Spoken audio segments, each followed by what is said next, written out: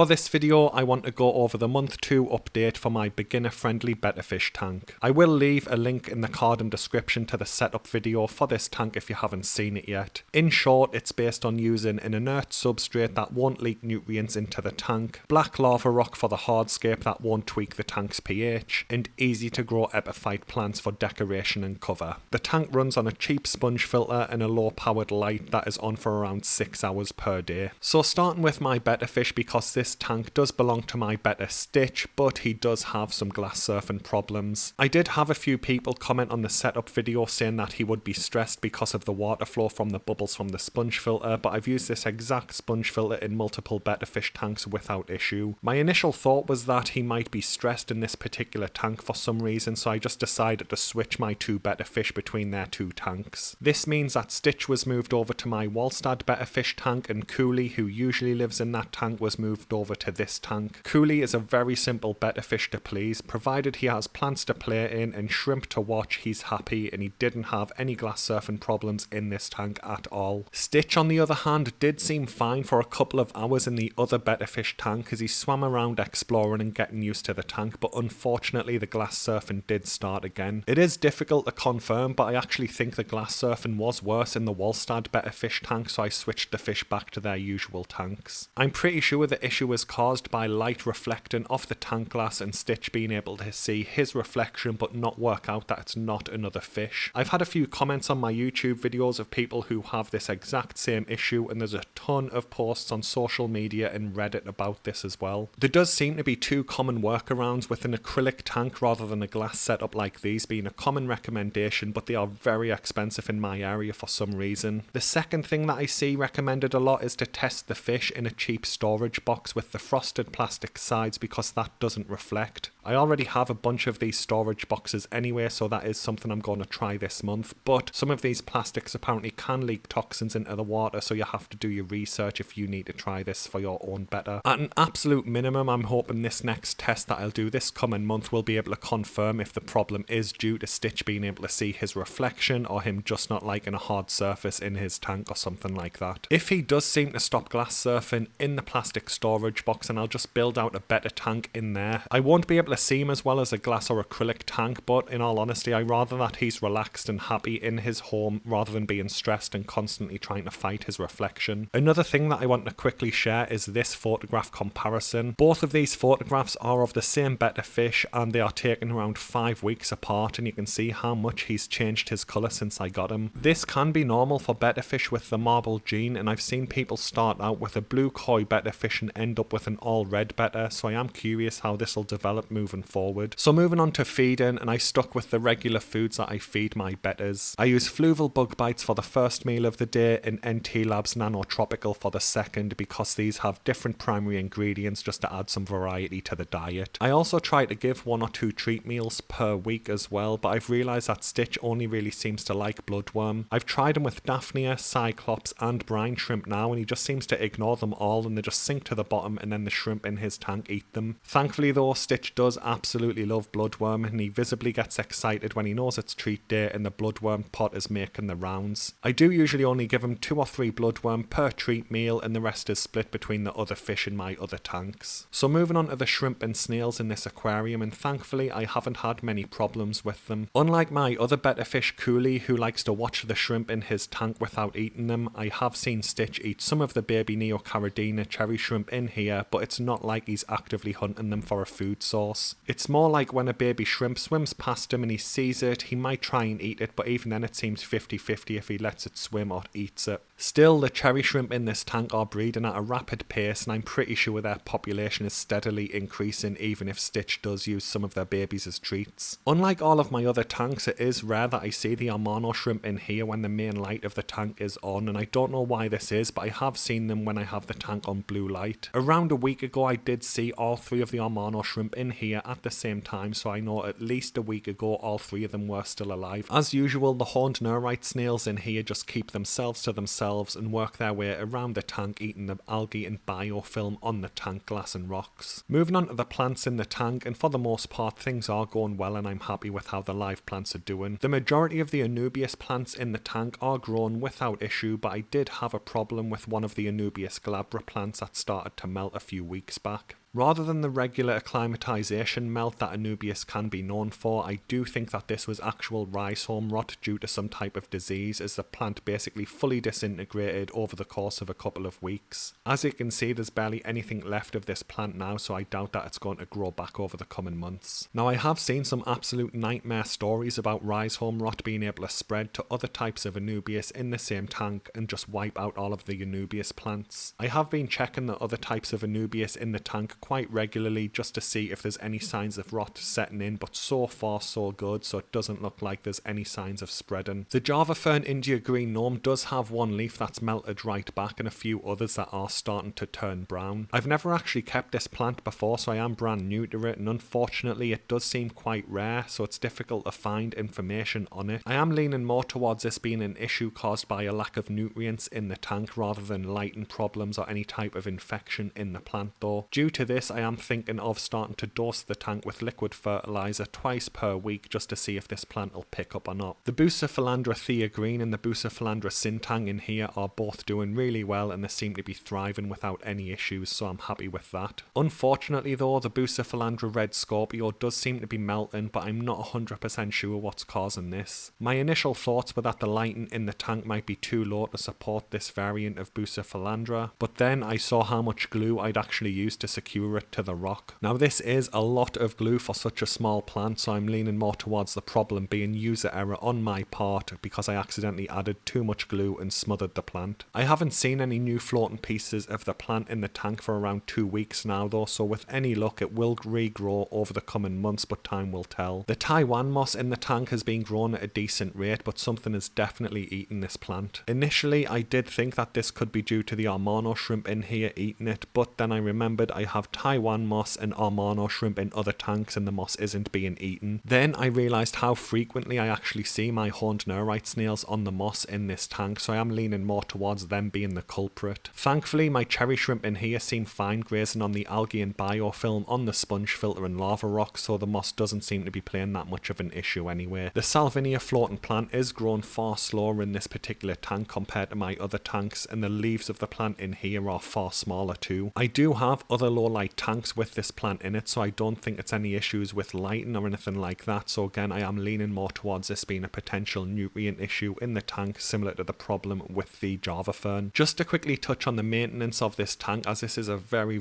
low maintenance tank and I barely touch it, making it a great option for people new to the hobby. All of the plants in this tank are slow growers, and the only real maintenance that I do is remove some of the Salvinia from the surface and do a partial water change once per week. I recently published a dedicated video going over my maintenance routine for my 2 Betta Fish tanks, and I link to that in the card and description if you want to check it out. The water parameters in this tank have been pretty stable, but the ammonia levels did increase slightly a couple of weeks back. This was around the time that the Anubias glabra was melting at a rapid pace, so I'm guessing the decay of that plant did release organics into the tank that resulted in a spike in ammonia. As usual, I did a partial water change in the tank and dosed it with Chem Prime. I rechecked the water parameters the next day and every other day since then for a week, and so far the ammonia has always came back at 0 ppm, so whatever caused the issue seems to be over. Anyway, that brings the video to an end. Thanks for watching guys, and have a good day.